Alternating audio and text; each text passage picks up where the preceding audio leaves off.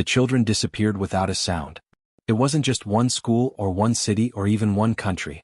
Across Earth, Tokyo, Nairobi, Sao Paulo, Toronto, and 100 others, alarms had gone off and parents had burst through locked school doors to find empty classrooms. Desks still warm. Backpacks half-zipped. Lunches untouched. The world held its breath. Within 4 hours it was clear. They were gone. All of them. 1,327 children, aged 6 to 10, were simply missing. And humanity did not take kindly to losing its young. Major Elon Vargas stood at the helm of Earth's Orbital Security Command, a cold, black ring that hung in the upper atmosphere like a watching eye. Her knuckles were white on the console.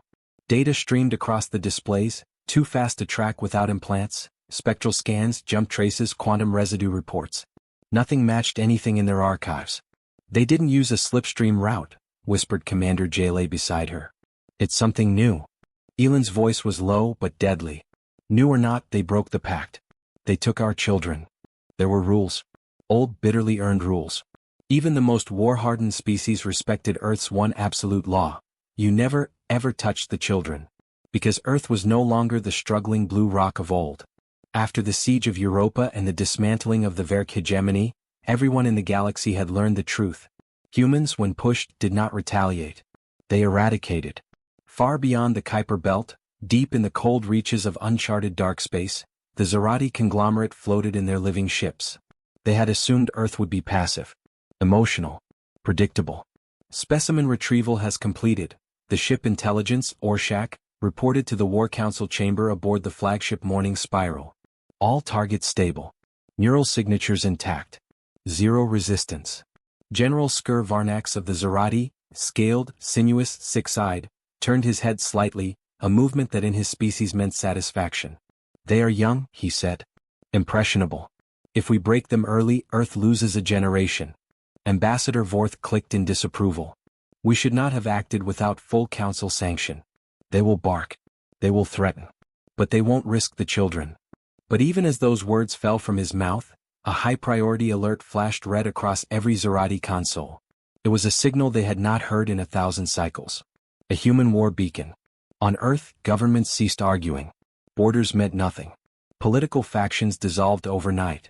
The Terran Accord was activated, the emergency protocol that hadn't been used since the fall of the Galactic Senate. And from beneath the Martian crust, the Mercy Blade awoke. It was not a ship in the conventional sense. It was a weaponized ghost, a stealth capital-class dreadnought powered by Darkfold energy, designed never to be seen until the last moment. It carried no diplomats, no warning beacons, only a single crew, those trained for one mission: to find what was lost, and bring it back, no matter the cost. Activate tracking grid, Elon ordered. Trace every interdimensional disruption since 0400 UTC. I want AI cross-reference predictions on trajectory, signature decay, and destination clusters. Already triangulated, Jaylee replied grimly. We think we found them. Sector 19X, uncharted system. No known civilizations. Elon's voice dropped. Then someone's been hiding. Meanwhile, aboard the Morning Spiral, General Skur Varnax began to sweat. It started with the disappearance of 2 patrol ships. No explosions. No debris. Just gone. Then the data feed showed something impossible. A Terran stealth signature at the edge of the system. That should have been a bluff. It wasn't. The Mercy Blade had arrived. On board, Captain Miko Tanaka, a woman who had survived the annihilation of the Kelvix Armada, stood in silence. Her crew was made of ghosts. Veterans of the dirtiest wars Earth had ever fought. People with no names, no digital records, no families left behind. Only one directive bound them. Do not return without the children. No matter what was in the way. The briefing was short. Non-human elements have taken Earth minors. Cross-species abduction. Breach of the Universal Accord. She looked each crew member in the eye. Rules are off. We go loud only when extraction is confirmed. If resistance occurs. She didn't finish the sentence. She didn't need to. Back in Zerati Command, things escalated. Skur Varnax was barking orders in 6 directions. Cloaking fields. Defensive grids. Activation of bioshielded cannons. But every defense they brought online failed. Because the humans had evolved again. The Mercy Blade was rewriting the rules of war as it moved. Phasing in and out of higher dimensional states, bypassing shields that should have been impenetrable. Worse, it wasn't alone. Somehow, Earth had reactivated the MIRV Angels, unmanned AI killers from the Europa front, long-thought banned. They weren't banned anymore. And aboard the human dreadnought, Captain Tanaka gave the final command. Deploy intercept drones. Prepare boarding parties. Her eyes narrowed as the Zerati fleet came into view, layered with bioarmor and grotesque organic engines. Let's remind them who they stole from. General Kravdar paced within the strategy dome of the Zerat flagship Blood Rule, his segmented mandibles clicking in agitation. Reports kept flooding in, abandoned outposts, unresponsive patrols, and now entire communication blackouts from the remote holding colonies. The entire sector, his sector, was slipping into darkness.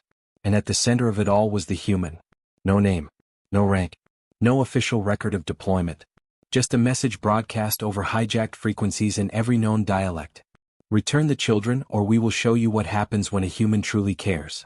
Kravdar slammed a clawed fist onto the console, cracking the crystalline interface. The attending officers winced but said nothing.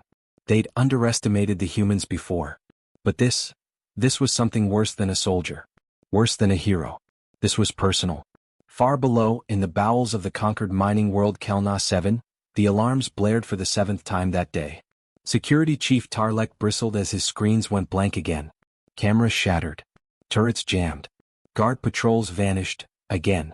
What frustrated him most wasn't the damage, it was the silence. Whoever this human was, they weren't broadcasting glory. They weren't shouting challenges. They didn't even offer final warnings. They just came. And they took. It was only after the second incident that patterns began to emerge. Rooms with human children, no matter how secured, were found empty the next cycle. Rooms without? Devastated. Every guard broken. Nothing but scorch marks, silence, and the final whisper left etched into the walls. Don't touch what's ours. Tarlek pulled up the archived footage, only 2 seconds before the blackout. It was grainy, fractured, but unmistakable. A humanoid figure. Low, sleek, moving faster than sensor calibration allowed. One of the guards screamed, "They're not even using weapons." In the ruins of a once proud Zerat satellite installation, a human crouched among the twisted alloy, placing one last beacon in the rubble. She wore black, matte armor etched with hand-scrawled runes. No insignia. No rank. Just a child's bracelet wrapped around her wrist like a badge. "Satellite cleared," she whispered. From above, a voice buzzed in her earpiece. 7 more kids located. Transport inbound. We're halfway there. Not enough, she said, eyes glinting. They took 300. The Galactic Council had seen retaliation. They'd seen terror tactics. They'd seen humans launch entire fleets to rescue a single VIP. But this was asymmetric revenge. Not from Earth but from a father. Or a mother. Or maybe both. Kravdar stared at the last decrypted message intercepted from the fringe colonies. Read. You stole from our homes.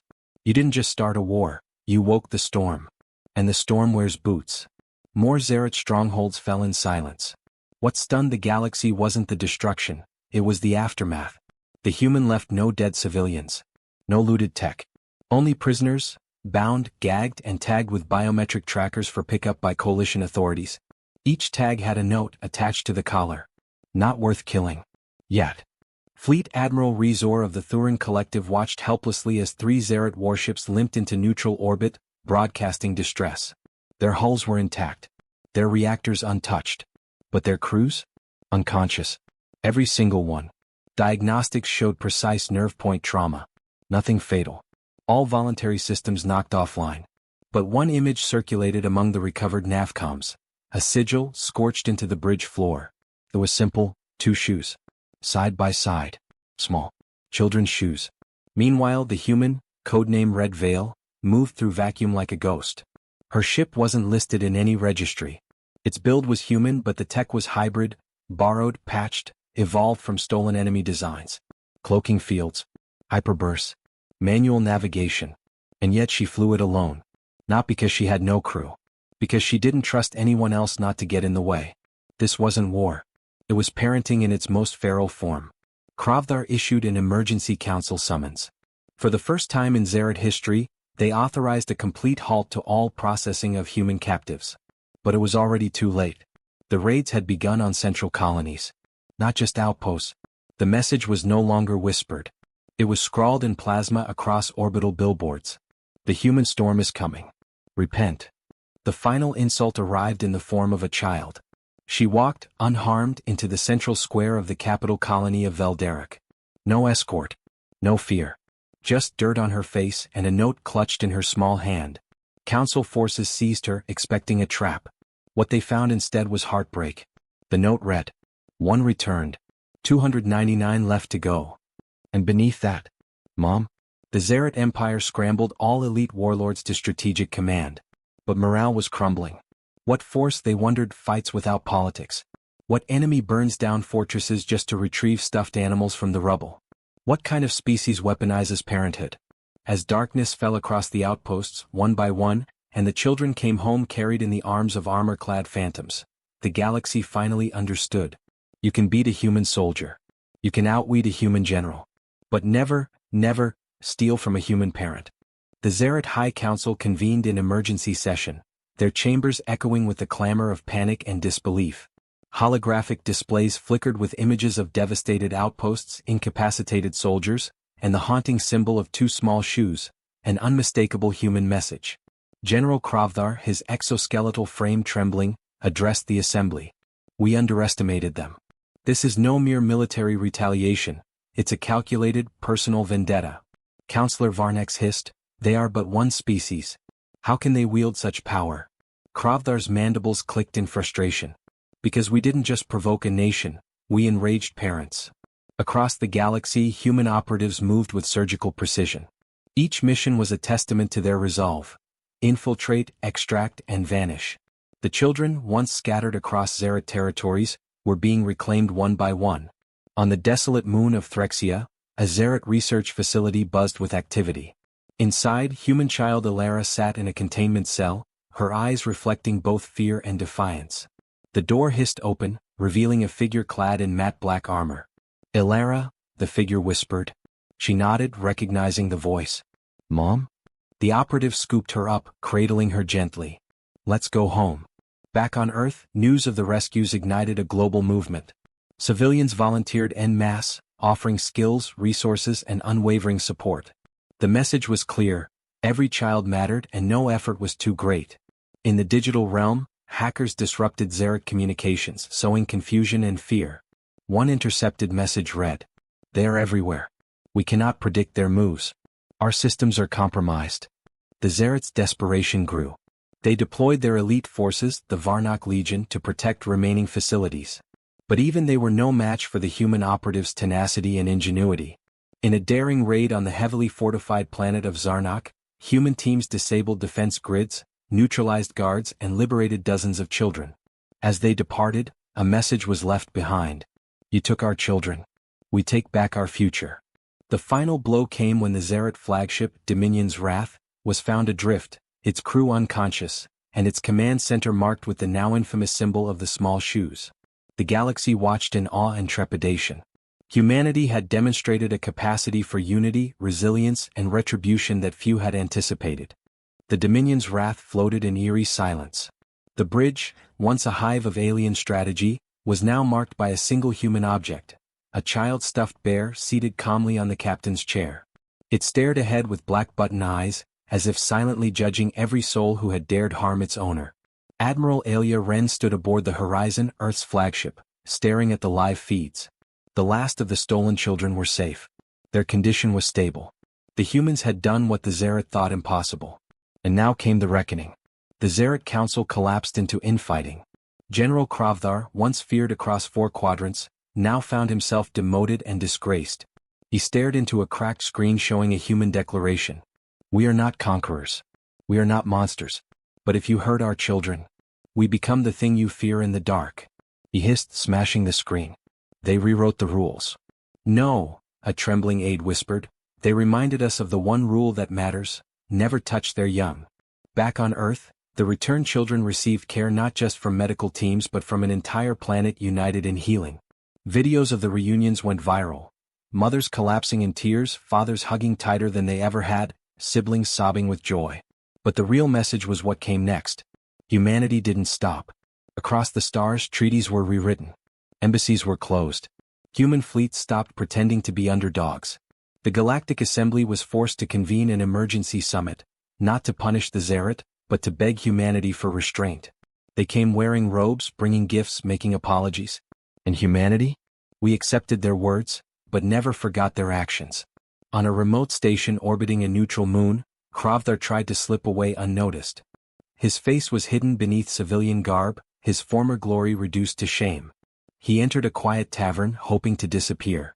Instead he found a woman waiting. Human. Average height. Quiet presence. Wearing no uniform, just civilian clothes and a pendant, 2 silver shoes. You know who I am? She asked. Kravdar nodded slowly. You're a parent. No, she replied. I'm every parent. And then she left. No weapon. No violence. Just a message that rattled his bones more than any fleet ever could. Epilogue. The galaxy learned something that year. Humanity doesn't always roar. It whispers. It waits. It watches. But if you cross a certain line, if you take what's precious, it won't just fight back. It will remake the battlefield. Not with rage, but with purpose. Not with chaos, but with coordination. And not with mercy, but with memory. If this story left a mark, if it made you proud to be human or just reminded you of what we stand for, consider subscribing to the Void Narratives. More tales like this are waiting, and trust me, we're just getting started.